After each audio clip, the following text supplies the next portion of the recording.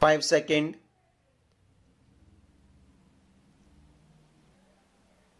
Start. Heard learned counsel for the appellant and learned counsel for the respondent.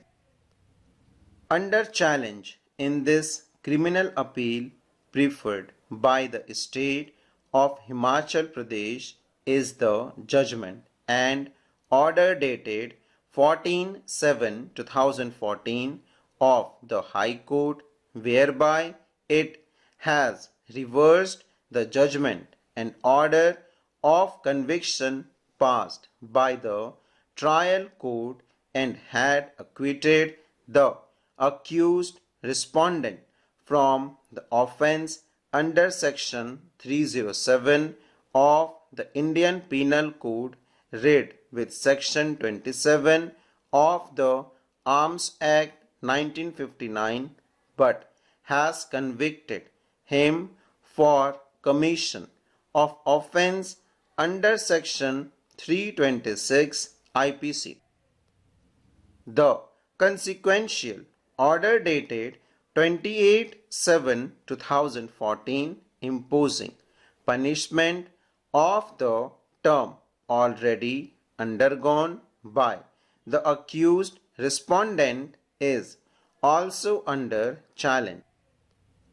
The accused respondent is the sole accused who was found guilty for an offence under section 307 IPC and section 27 of the AIIMS Act 1959. He was sentenced to undergo 7 years of rigorous imprisonment under section 307 with fine of rupees 20,000. In default of payment of fine, he was ordered to undergo simple imprisonment of 1 year. He was also punished for an offence under section 27 of the AIIMS Act 1959 with rigorous imprisonment of 2 years and a fine of rupees 5,000, and in default of payment of fine to undergo simple imprisonment of 3 months. Both the sentences were ordered to run concurrently. On an appeal preferred by the accused respondent, the aforesaid conviction has been set aside and he has been acquitted for the offence under section 307 IPC and section 27 of the AIIMS Act 1959, but has been convicted for the offence under section 326 IPC and sentenced with imprisonment already undergone.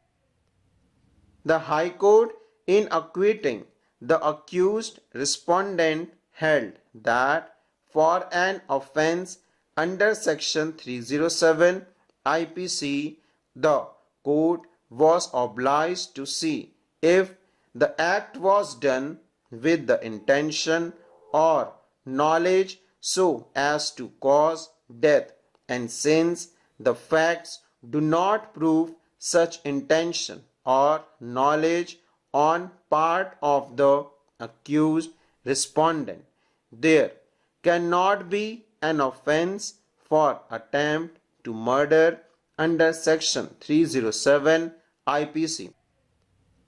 It also observed that the intention has to be gathered from the entire circumstances of the case, such as nature of the weapon used, the manner in which it was used, severity of the blow or hunt, the part of the body where the injury was inflicted, and so on, and not merely from the end result.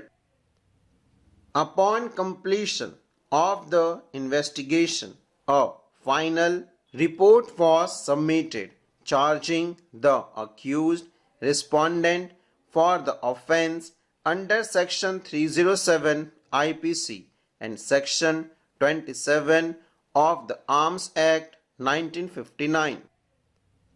During the trial, prosecution examined as many as 16 witnesses to prove the charges against the accused respondent.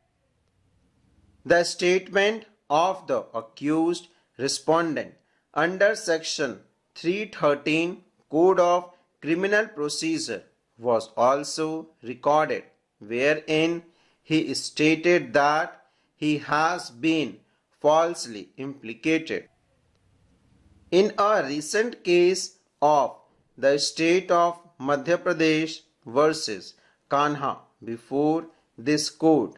The facts were quite similar to the present case.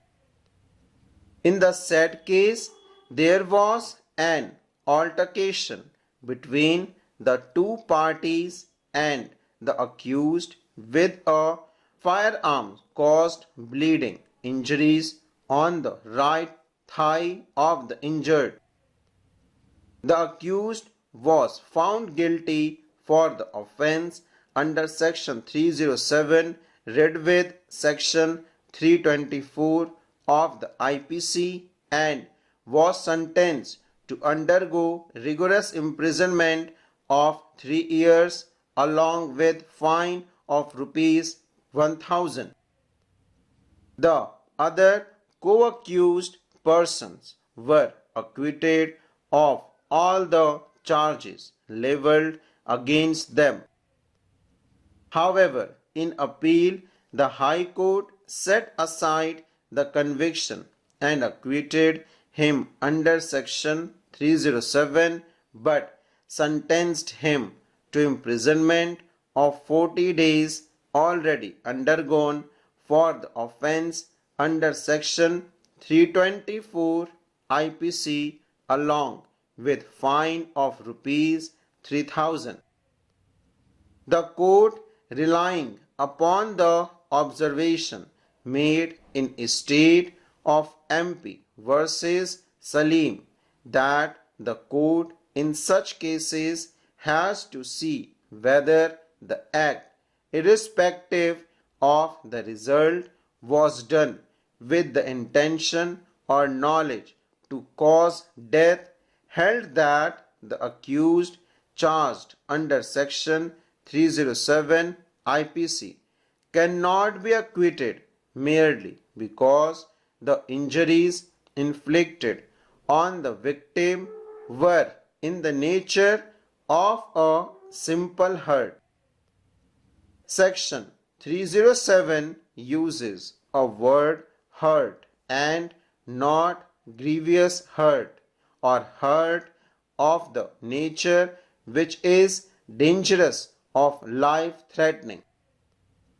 Since evidence establishes that the injuries were caused by firearm and the multiplicity of the wounds indicate that the accused fired more than once, coupled with the fact that the hurt has been caused by the accused, stands proved the mere fact that the hurt tough, grievous but not dangerous to life cannot be the basis to hold that Section 307 IPC is inapplicable.